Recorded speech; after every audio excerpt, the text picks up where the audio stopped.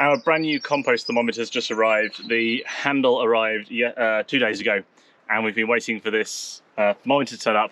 This is a heavy duty compost thermometer, 36 inches long, and with it we'll be able to find out how hot or otherwise our compost pile is.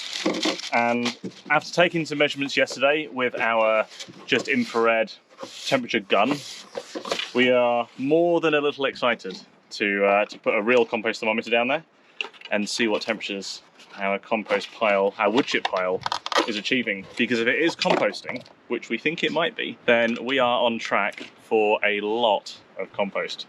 Now, this compost thermometer is coming nicely shipped. It's in a piece of Schedule 40. Oh, we need some Schedule 40 pipe. We'll save this one for later. This is a heavy duty thermometer. I think it was a 5/16 probe, 36 inches long, and it's actually got these threads at the top. The idea is you don't want to press this in using the dial because it can bend this connection. So instead, they sell this guard, this probe guard handle that this slides into and then threads down into. If I can get that without cross-threading. There we go.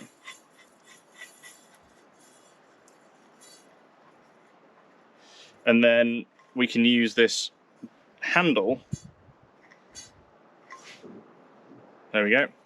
So you can see now the dial there, and we've got a nice handle to be able to press this down into the compost with. And it reads up to 200 Fahrenheit, which I hope will be plenty for our pile. So let's go stick this in the big pile there and see what the temperature is. Okay, what's your prediction, Diana? 120. Yesterday we saw 127. So I'm going to go 140. So I'm just going to poke this right down in there, as deep as it will go. And you can see dials climbing up. I can feel this pile is warm, just like kneeling on it. There's definitely warmth coming out of it. The suspense. So it is still climbing. It's coming up to 100. 120 and still climbing. Yeah. We've poked this in a few places, and the hottest temperature we've seen so far is right here, 134 degrees Fahrenheit, which is about 57 degrees Celsius. There may be other places where it's warmer that we haven't found yet. There's a few places that are a little bit cooler, but everywhere we've probed has been at least about 120. And bearing in mind that we turned this pile yesterday, and then it rained overnight, it may have cooled down a little bit. In fact, it's still climbing here. It's up at 135 now. So we're going to leave this for a bit, see if it stabilizes at a temperature. And yeah, but the good news is it sounds like this is composting. We'll let the compost thermometer sit for a while, and it has stabilized on 135 Fahrenheit. 135 is within the range for composting. It's at the lower end, but I'm pretty happy with that, especially given how cold it's been lately. We started this pile when it was still snow on the ground. So good sign that things are starting to decompose. So this wood chip pile here by the RV, we have had it since last year, August or something. September, I think it was. Yeah. And as I was taking some wood chips down to cover the raspberries, I see there's like dark black stuff here. So maybe this is already composted. And this pile is here because we literally chipped a slash pile that was there straight into this pile. So we didn't even pile it up like with the bags or anything. We haven't aerated it, we've done nothing. So the question is it frozen? Is it ambient temperature? Or is it hot? The outside temperature is 55. 55 right now. So I'm just going to stick this right in if I can. Well, it's not frozen, but it's not hot. So temperature's dropping. Bearing in mind the outside of this pile, the reason we haven't dug in any further is because it was frozen solid until a week or two ago. So the fact that it's above freezing in there is a good sign. What's that, around 55? Yeah.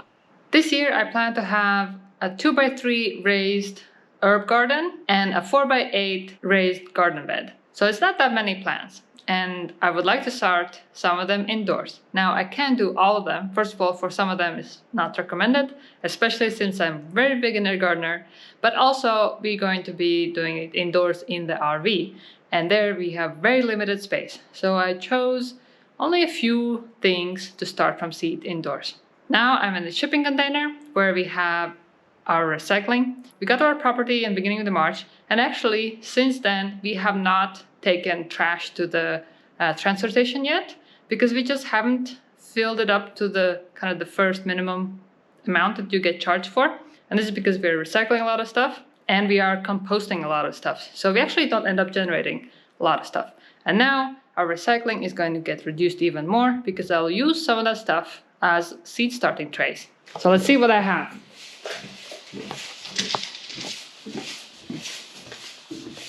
So this is our recycling bin. This is kind of cardboard. I have some milk jugs over there, but I also already set aside.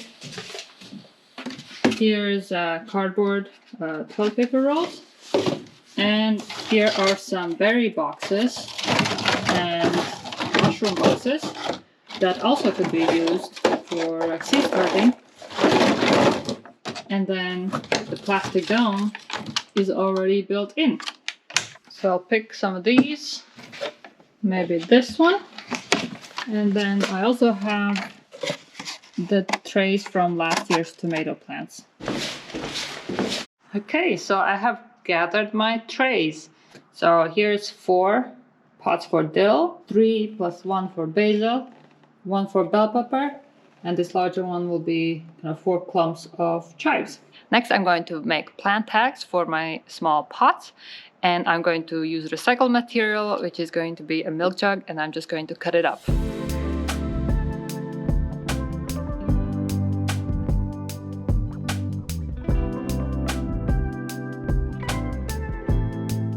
I think I only need 5 plant tags, and I have 5.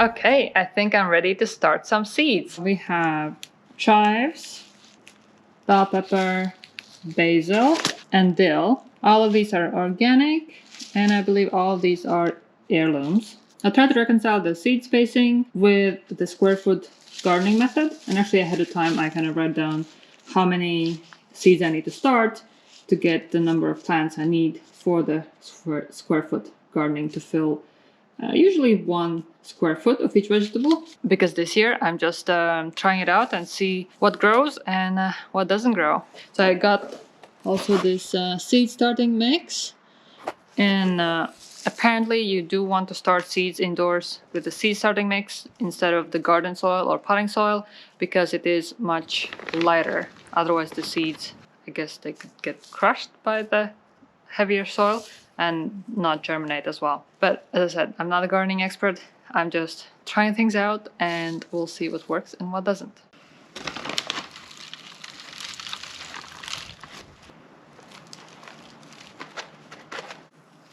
They aren't standing up on their own quite straight, but hopefully with adding water and making them heavier, hopefully they will do that. These bands definitely help.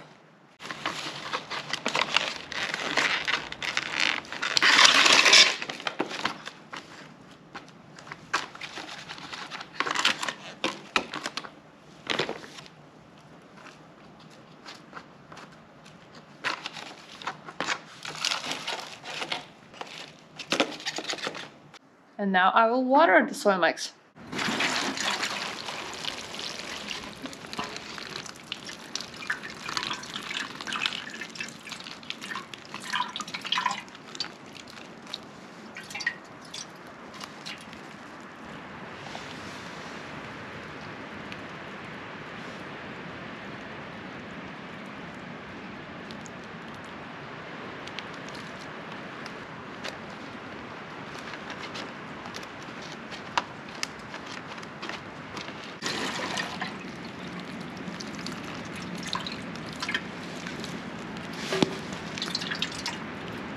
I'm probably doing this wrong.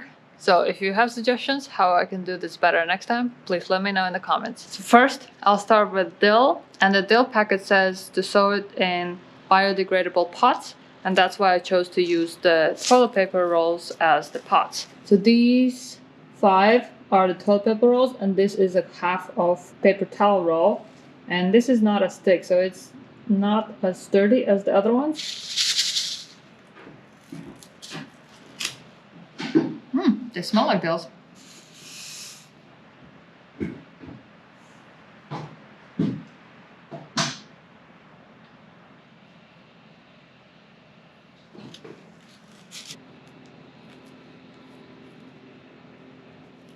Next up, I'm going to plant some chives.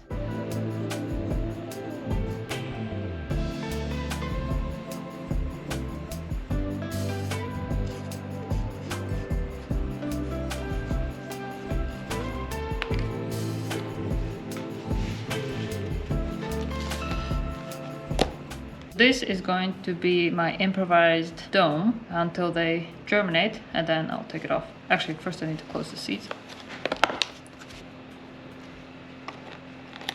Next up, I'm doing 4 plants of basil. This is Japanese basil, and we'll do 2 seeds per pot.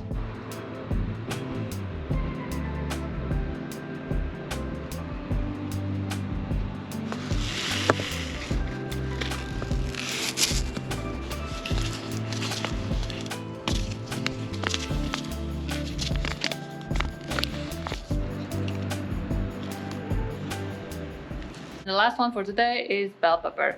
I'm trying to get only 1 plant out of this, so maybe plant 3 seeds. Oh, this one came in packet, inside the big packet.